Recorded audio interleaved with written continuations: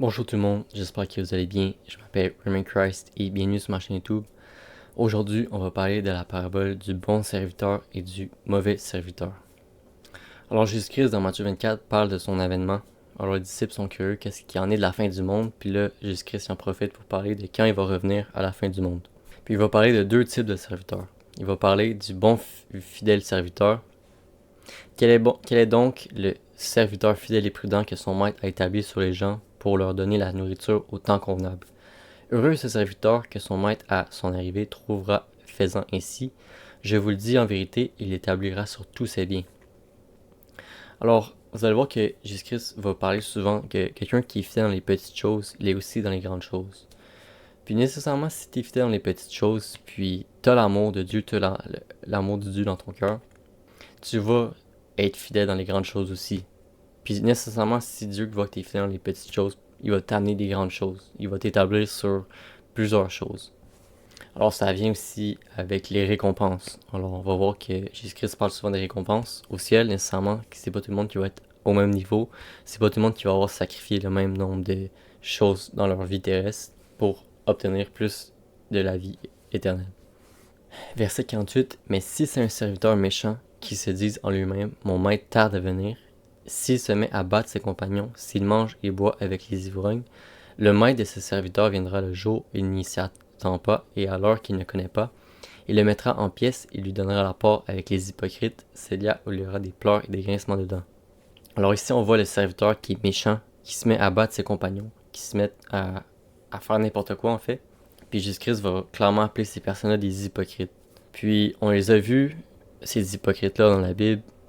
En fait, on a Judas, premièrement, qui était un disciple de Jésus-Christ, qui était un serviteur de Dieu, mais il a tout de même fini par trahir le Jésus-Christ. Or, c'était un hypocrite.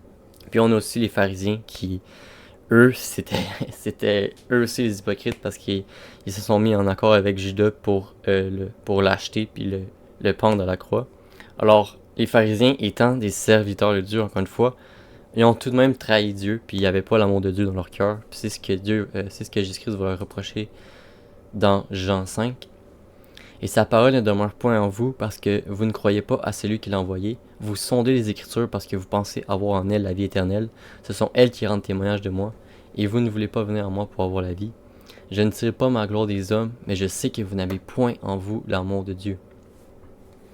Alors Jésus-Christ va reprocher aux religieux, aux pharisiens en fait, que ils lisaient la parole de Dieu. Clairement, c'était des personnes qu'on associait avec Dieu. Alors c'est comme des personnes qui sont pieuses devant les hommes, mais Dieu connaît leur cœur. Alors depuis le début du monde, c'était prophétisé que Jésus-Christ allait venir payer pour nos péchés. Quelqu'un qui lit la Bible, qui a une religion quelconque qui est fondée sur la Bible, la Torah, puis qui ne reconnaît pas le besoin d'être sauvé, c'est clairement un pharisien, un hypocrite, puis c'est à ce type de personne-là que Jésus-Christ s'adresse ici. Matthieu 15, 7. Hypocrite, Ésaïe a bien prophétisé sur vous quand il a dit « Ce peuple m'honore des lèvres, mais son cœur est éloigné de moi. C'est en vain qu'il m'honore en enseignant des préceptes qui sont des commandements d'hommes. » Alors, un autre avertissement que Jésus-Christ a donné, c'est dans Matthieu 7, quand il parle des faux serviteurs qui sont en vêtements de brebis, mais au-dedans, ce sont des loups ravisseurs. Alors, quelqu'un qui ne reconnaît pas son besoin d'être sauvé, c'est un loup ravisseur. Quelqu'un qui ne reconnaît pas qui est une mauvaise personne, puis qui utilise la loi pour s'auto-défendre, puis s'auto-pardonner. Il va dire, ok, mais j'ai fait une bonne chose dans le passé, hier j'ai fait ça, aujourd'hui j'ai donné de l'argent aux pauvres. Une personne comme ça est dans l'iniquité devant Dieu. Verset 20, c'est donc à leurs fruits que vous les reconnaîtrez. Ceux qui me disent Seigneur, Seigneur n'entreront pas tous dans le royaume des cieux, mais celui-là seul qui fait la volonté de mon Père qui est dans les cieux. Plusieurs me diront ce jour, Seigneur, Seigneur, n'avons-nous pas prophétisé par ton nom, n'avons-nous pas chassé des démons par ton nom, et n'avons-nous pas fait beaucoup de miracles par ton nom? Je leur dirai ouvertement, je ne vous ai jamais connu, retirez-vous de moi, vous qui commettez l'iniquité. Alors les personnes qui ne reconnaissent pas le besoin d'être sauvées par Dieu, qui ne reconnaissent pas le besoin d'avoir le sang de Jésus-Christ pour le pardon des péchés, c'est des personnes qui sont dans l'iniquité devant Dieu parce qu'ils n'ont pas accepté la justice de Dieu. Alors comme Romains 10, 3 va nous dire, ils ont du zèle pour Dieu, mais sans intelligence. Connaissant pas la justice de Dieu et cherchant à établir leur propre justice, ils ne se sont pas soumis à la justice de Dieu. Donc, toutes les personnes qui utilisent la loi pour gagner la vie éternelle, toutes les personnes qui lisent la parole de Dieu pour avoir la vie éternelle, mais qui ne reconnaissent pas Jésus-Christ comme étant leur sauveur, puis ils croient pas dans leur cœur. Alors quand tu les écoutes parler, tu n'as pas l'impression qu'ils ont accepté Jésus-Christ pour le pardon des péchés. C'est des pharisiens, en fait, c'est des personnes qui sont pas en accord avec la justice de Dieu. Puis Jésus-Christ va dire dans Matthieu 5, 20, « Car je vous le dis, si votre justice ne surpasse pas celle des scribes et des pharisiens, vous n'entrerez point dans le royaume des cieux. » Alors ici, Jésus-Christ lève le standard de la loi. Il dit, si les pharisiens pensent qu'ils sont à la hauteur de la loi, moi je vous dis, si votre justice, en voulant dire, si vous n'êtes pas plus parfait que les pharisiens, vous n'entrerez point dans le royaume des cieux.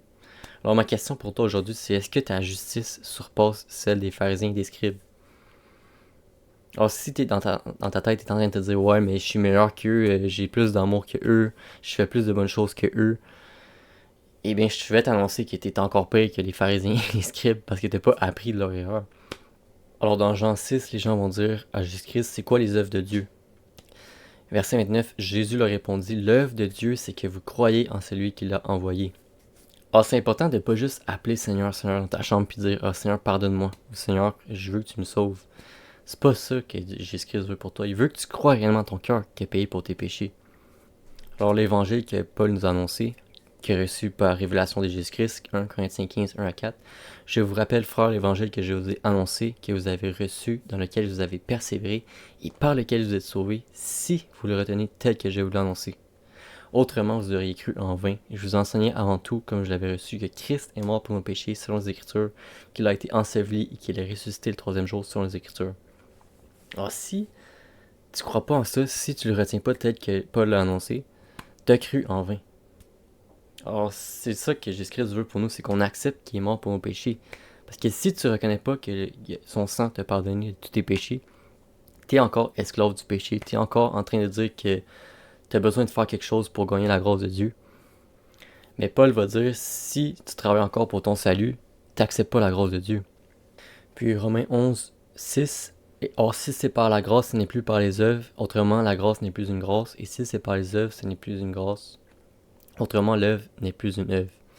Alors, t'es plus supposé offrir tes sacrifices à Dieu, t'es supposé accepter son sacrifice qui a été fait à la croix pour toi. Puis c'est ça, les serviteurs méchants, en fait, c'est vraiment les hypocrites, les personnes qui ont un aspect religieux à l'extérieur face aux hommes. Ils vont avoir des personnes religieuses, mais quand tu les regardes le restant de la semaine, ils vont battre leurs frères et sœurs, ils vont commencer à insulter les autres, ils vont voler de l'argent. Alors tu vois qu'ils n'ont pas vraiment l'amour de Dieu en eux.